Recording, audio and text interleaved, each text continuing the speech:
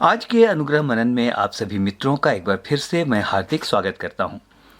मित्र, बहुत बहुत धन्यवाद करता हूं कि पिछले लगभग 15 दिनों से हम लगातार शाप विषय पर चर्चा कर रहे हैं। हम विचार विमर्श कर रहे हैं और मुझे आशा है कि इसके द्वारा आप सब ने अवश्य अपने अपने आत्मिक स्तर पर लाभ लिया है।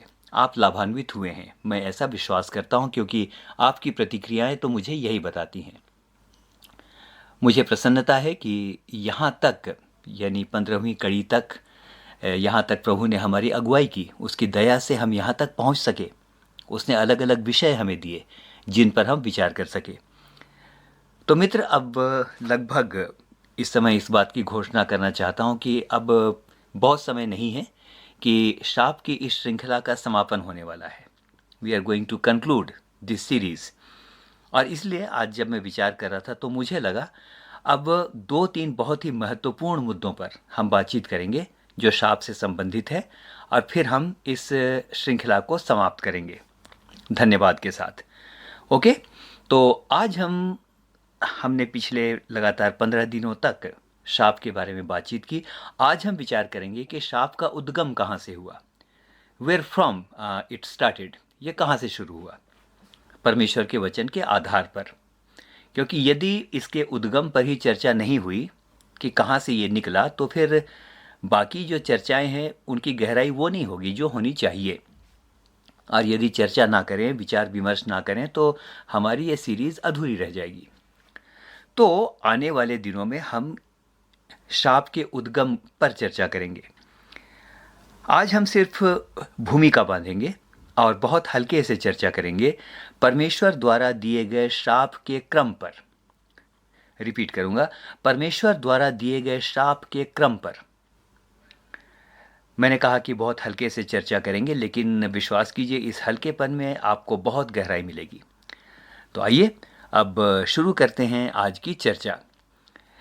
मित्र, जो उद्गम है वो अदन की वाटिका है। परमेश्वर के वचन के अनुसार हम सब जानते हैं कि अदन की वाटिका में जब शैतान के फुसलाए जाने पर आदम और हवा ने पाप किया, तो परमेश्वर ने उन्हें शाप दिया। सारी दुनिया क्या कहती है सुनिए। सारी दुनिया में अब जिससे भी बात करेंगे, कोई प्रचार भी करता होगा तो भी, है ना, हम में से हर कोई की जुबान पर यही होता है, जब आदम ने पाप किया, जब आदम ने पाप किया तो ऐसा हो गया, जब आदम ने पाप किया, या जब आदम और हवा ने पाप किया तो शाप आ गया। हम इस तरह से बात करते हैं। लेकिन आपको बहुत घोर आश्चर्य होगा कि अदन की वाटिका में जब परमेश्वर ने शाप दिया ना, तो शाप देने का क्रम आदम से शुरू नहीं होता है। आदम से शुरू नहीं होता है, यानी आदम शाप पाने की लिस्ट में टॉप पर नहीं है। आपको एक हल्का सा उदाहरण देता हूं, या एक प्रश्न पूछता हूं कि सपोज हमारे सामने 3 ऐसे लोग हैं जिन्होंने अपराध किए हैं, लेकिन एक ऐसा व्यक्ति जिसने शायद लाखों लोगों के विरुद्ध अपराध किया है। एक ऐसा व्यक्ति है जिसने शायद लाखों तो नहीं, लेकिन कुछ कम लोगों के विरुद्ध अपराध किया है या हत्या की है। और एक ऐसा व्यक्ति जिसने बहुत बड़े स्तर पर तो अपराध नहीं किया, लेकिन अपराध किया है। तो न्याय का विधान क्या कहता है? न्याय का विधान ये कहता है कि जिसने सबसे अधिक अपराध किया है उसका न्याय पहले किया जाएगा। वचन क्या कहता है? जिसने बहुत बोया है वो बहुत काटेगा, जिसने थोड़ा बोया है वो थोड़ा काटेगा। यही बात न्याय विधान में भी लागू होती है कि जिसने जितना अधिक बोया है वो उतना ही काटेगा। तो जिसने सबसे अधिक अपराध किया है उसका न्याय सबसे पहले और सबसे अधिक किया जाएगा। तो मैं बात कर रहा था परमेश्वर के न्याय या शाप के क्रम के बारे में। तो उत्पत्ति उसका 3रा अध्याय आप इन दिनों में पढ़ लीजिएगा, क्योंकि आने वाले 2 दिनों में हम इस पर गंभीर चर्चा करने वाले हैं। बुक ऑफ जेनेसिस चैप्टर 3, इसको आप जरूर पढ़ लें। आज जो कुछ मैंने आज कहा है आपको, जो आज के मनन में हम सुन रहे हैं, उसको वेरीफाई भी कर लें। तो यदि हम परमेश्वर के न्याय या शाप के क्रम या ऑर्डर को देखें कि कौन पहले और कौन बाद, मेरा मतलब यह है, तो शाप के क्रम को यदि हम देखें तो हमें पता चलेगा सबसे पहले उसने सर्प या शैतान को शाप दिया। क्यों? क्योंकि परमेश्वर की आज्ञा को तोड़ने की प्रक्रिया में शुरुआत उसी ने की थी। बैकग्राउंड उसी ने बनाया था, फुसलाया उसी ने था। यदि उसने बैकग्राउंड नहीं बनाया होता, यदि उसने नहीं फुसलाया होता, तो शायद आदम और हव्वा के ऊपर यह शाप नहीं आता। सवाल यह है कि शैतान क्यों फुसलाना चाहता था? क्योंकि साफ बात है, वह आदम और हव्वा को परमेश्वर की संगति से अलग करना चाहता था। तो मित्र, जैसा मैंने कहा, आज हम हल्की चर्चा करेंगे, आज हम भूमिका की बातचीत सिर्फ करेंगे। तो इसलिए अब आगे कहना चाहता हूं कि वचन के अनुसार वो व्यक्ति शाप लाता है, वो व्यक्ति शापित है जो किसी को फुसलाता है, या जो किसी को भटकाता है, या जो किसी को कुमार्ग पर चलाता है। नीति वचन 28 और उसके 10 में देखिए वचन क्या कहता है, जो सीधे लोगों को भटका कर कुमार्ग पर ले जाता है, वह अपने खोदे हुए गड्ढे में आप ही गिरेगा। वरन यहां तो लिखा है गड्ढे में आप ही गिरता है, यहां पर तो यह लिखा है। तो यहां पर हम देखते हैं मेरे मित्र, बड़ी इंपॉर्टेंट ये बात है कि यदि कोई व्यक्ति सीधा है, यदि कोई व्यक्ति इनोसेंट है, आइए अपने अपने जीवनों को देखें। जब मैं परमेश्वर के वचन को पढ़ रहा था तो मैंने ये देखा कि सर्प में या शैतान में बातचीत करने की स्किल बहुत अच्छी थी। He was a very good communicator. एकदम जैसे बातचीत में कुछ ऐसा था, अगर आप ध्यान से देखें, कि जैसे बातचीत के द्वारा किसी को फंसा ले। He was so clever. और वचन ये भी कहता है कि जितने भी वाटिका में जितने भी प्राणी थे, उनमें सर्प सबसे धूर्त था, ऐसा लिखा है। तो he had the skill of good communication. उसने बातचीत में ही हवा को उलझा दिया। तो आज कहना चाहता हूँ, मे भी मेरे आपके पास भी बातचीत करने की बड़ी अच्छी स्किल होगी, हमारा कम्युनिकेशन स्किल बहुत अच्छा होगा, अच्छे अच्छे शब्द होंगे, अंग्रेज़ी भी थोड़ा बहुत बढ़िया बोल लेते होंगे कि किसी को बिल्कुल हम प्रभावित कर दें। बहुत सारी लॉजिकल बातें हमारे पास होंगी कि लोग हमको सुनना चाहते हैं। तो इस समय कहता हूँ मित्र, प्रेज द लॉर्ड, यदि ये गिफ्ट है तो। लेकिन बहुत अच्छा है कि अपने इस गिफ्ट का प्रयोग हम किसी को भटकाने में ना करें, लेकिन अपने गिफ्ट का प्रयोग हम बहुत सारे भटके हुए लोगों को सही मार्ग पर लाने के लिए करें। तो वचन क्या कहता है? शापित है वो जो किसी को भटका कर कुमार्ग पर ले जाता है। तो आज जैसा मैंने कहा, हम सिर्फ भूमिका की चर्चा कर रहे हैं। तो अब आगे चलेंगे। शैतान के बाद अब बचे आदम और हव्वा। देखिए मैंने क्या कहा है, आदम और हव्वा, लेकिन यहाँ पर आदम और हव्वा नहीं बोल के शाप के क्रम को देखें तो लेडीज़ एंड जेंटलमैन, इनफैक्ट ये वाला ऑर्डर आएगा। आइए थोड़ी देर के इस समय गहराई में चलते हैं, थोड़ी सी बातचीत और कर लेते हैं, थोड़ी सी गहराई में चलेंगे इस समय। शैतान के बाद आदम और हवा बचे। ओके, आइए थोड़ी गहराई में चलते हैं मित्र। यदि हम दोनों को मिलने वाले शापों की सूची तैयार करें तो दोनों को मिलने वाले शापों में भी बहुत अंतर है। ऐसा क्यों है? क्योंकि स्त्री और पुरुष दोनों ही अपनी उत्पत्ति से लेकर अन्य सभी बातों में भी एक दूसरे से भिन्न हैं। क्या आपने कभी ध्यान दिया, आदम मिट्टी से बनाया गया था। मिट्टी निर्जीव थी, मिट्टी में जान तो नहीं होती, मिट्टी निर्जीव थी, यानी आदम निर्जीव मिट्टी से जीवित बनाया गया था, यानी निर्जीव मिट्टी से सजीव बनाया गया था। लेकिन हवा जीवित आदम की पसली या जीवित पसली से बनाई गई थी। तो एक निर्जीव वस्तु से सजीव बना और दूसरी सजीव वस्तु से ही सजीव बनी। अंतर तो होगा ही, है ना? तो लेकिन प्रभु का धन्यवाद हो, एक बात के लिए मैं बहुत धन्यवाद करता हूँ प्रभु का, कि उसने स्त्री को पुरुष की टांग की हड्डी से नहीं बनाया कि उसके पैरों में ही पड़ी रहे। उसने स्त्री को आदम की पसली से बनाया ताकि उसकी जगह आदम के दिल के पास हो। यहाँ तो मैं हालेलुया कहूँगा। मित्र, तो हम बात कर रहे थे कि स्त्री और पुरुष दोनों को मिलने वाले शापों में भारी अंतर है। तो अब हम बात करते हैं दूसरे शाप की। दूसरा शाप अपराध के क्रम के अनुसार दिया गया हवा को, आदम को नहीं दिया गया। सबसे पहले शैतान है, फिर हवा है, फिर आदम है, ऑर्डर ये है। तो दूसरा शाप परमेश्वर ने हवा को दिया। क्यों? उसने सीधा सर्प की बात को मान लिया। उसने परमेश्वर की आज्ञा को दृढ़ता से नहीं थामा। ऐसा नहीं है कि उसे परमेश्वर का कहा हुआ याद नहीं था। यदि आप उत्पत्ति 3 को पढ़ें, यहां से इनकी बातचीत शुरू होती है। शैतान के साथ हुई बातचीत में हवा ने बाकायदा परमेश्वर की बातों को या उसके पदों को कोट किया। उसे मालूम था कि ऐसा करना आज्ञा का उल्लंघन था। लेकिन और तो और मेरे मित्र, यहाँ पर क्या दिखाई पड़ता है, सारी बातों को जानने के बाद भी, वचन को जानने के बाद भी, परमेश्वर की आज्ञा को जानने के बाद भी, आफ्टर नोइंग एवरीथिंग, मित्र उसने सीधा सर्प की बात को या शैतान की बात को मान लिया। एक बात और है, उसने इतनी भी जरूरत नहीं समझी कि भाई थोड़ी देर अपने पति का इंतजार कर लेती और उससे भी थोड़ी बहुत सलाह मशवरा कर लेती कि देखो जी, ये महाशय तो ऐसा ऐसा कह रहे हैं, लेकिन मुझे लगता है कि हमें इसकी बिल्कुल नहीं सुननी चाहिए, क्योंकि याद है तुमको परमेश्वर ने मना किया था ना। हाँ, परमेश्वर ने मना किया है, तुम क्या कहते हो? मित्र, मुझे ऐसा लगता है यदि वो ऐसा कहती तो आदम भी इमीडिएटली प्रॉम्प्टेड हो जाता कि तुम ठीक कहती हो, हमें परमेश्वर की बात को सुनना चाहिए।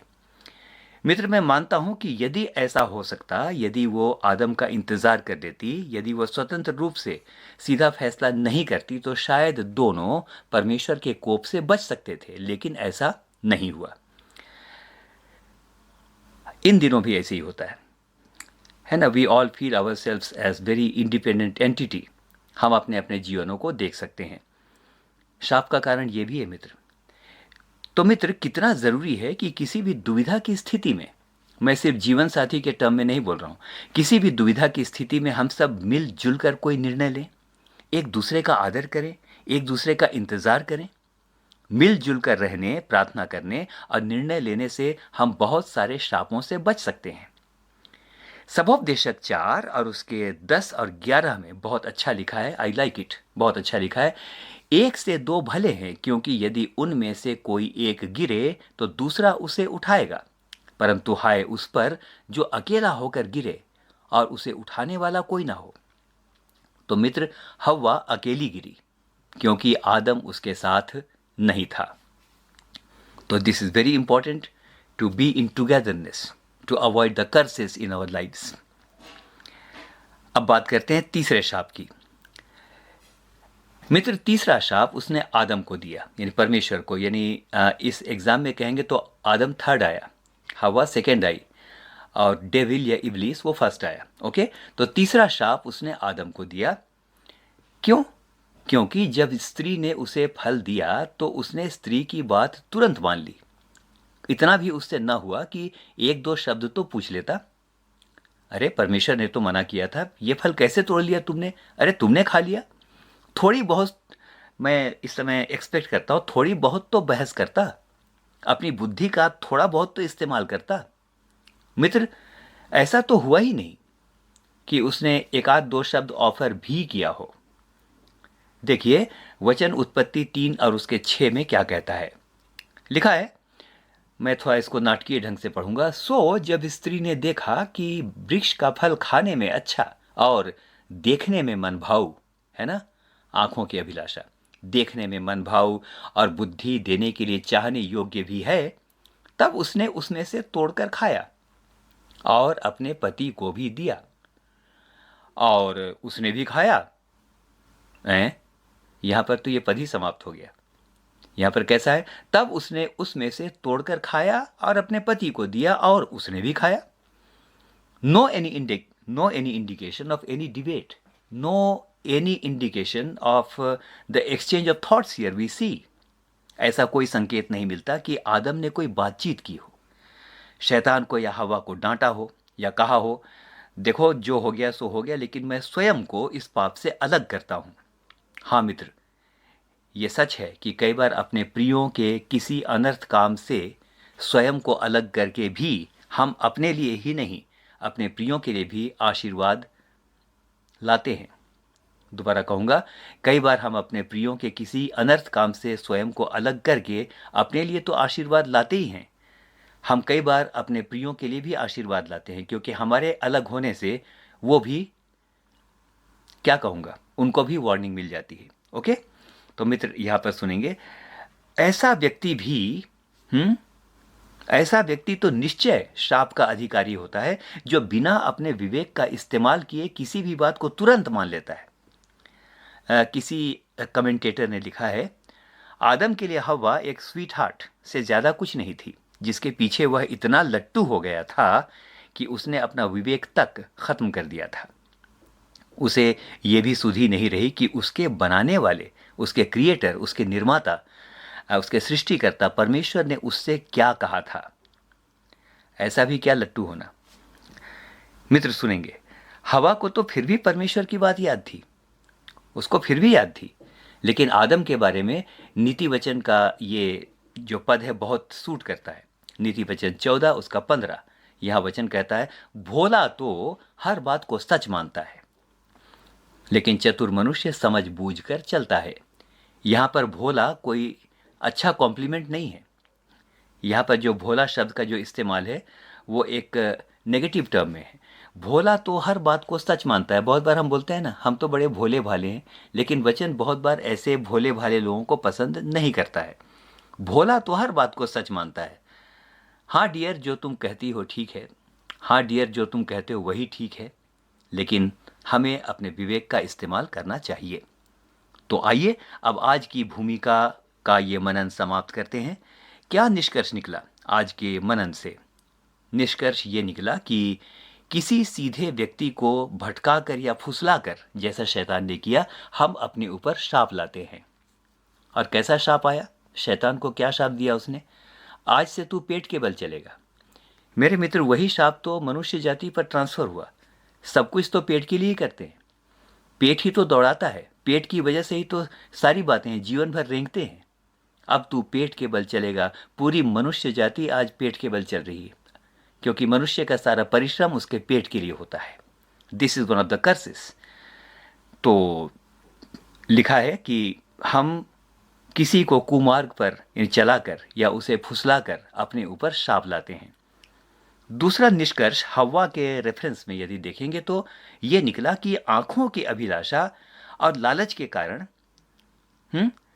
आंखों की अभिलाषा और लालच के कारण परमेश्वर का वचन याद रखते हुए भी यदि हम स्वतंत्र रूप से अकेले निर्णय कर लें और वचन सिर्फ याद रखें लेकिन उस पर अमल ना करें, तो ये भयंकर शाप का कारण बनता है।